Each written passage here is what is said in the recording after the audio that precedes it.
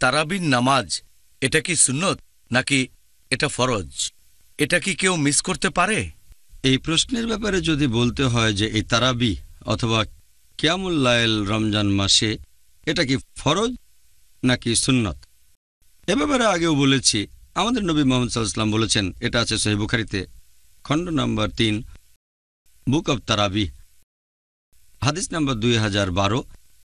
এখানে বলা হয়েছে যে মুহাম্মদ সাল্লাল্লাহু আলাইহি ওয়াসাল্লাম রমজান মাসে মসজিদে কিয়ামুল লাইল পড়লেন আর লোকজনও তার সাথে পড়ল।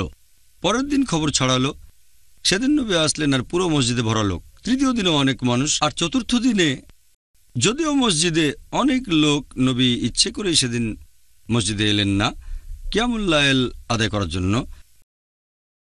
তারপর ফজরের নামাজের সময় নবী বললেন, এমন না যে আমি জানতাম না মসজিদে অনেক লোক আছে, তবে আমি ইচ্ছে করে আসিনি, কারণ আমি চাই না রমজানে কিয়ামুল লাইল তোমাদের জন্য ফরজ করা হোক।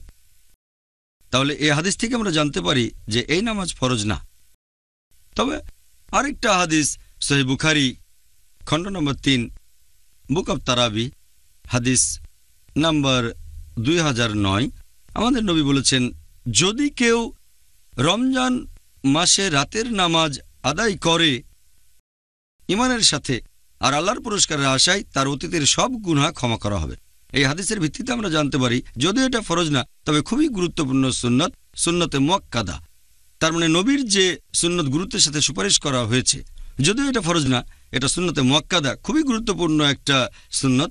কোনো মুসলিমেরই এটা মিস করা উচিত না, যদি না আসলেই তেমন কোনো কারণ থাকে। যতদূর সম্ভব এটা আদায় করাই উচিত আল্লাহর কাছ থেকে পুরস্কারের আশায়, তাহলে আগের সব গুনাহ ক্ষমা করা হবে।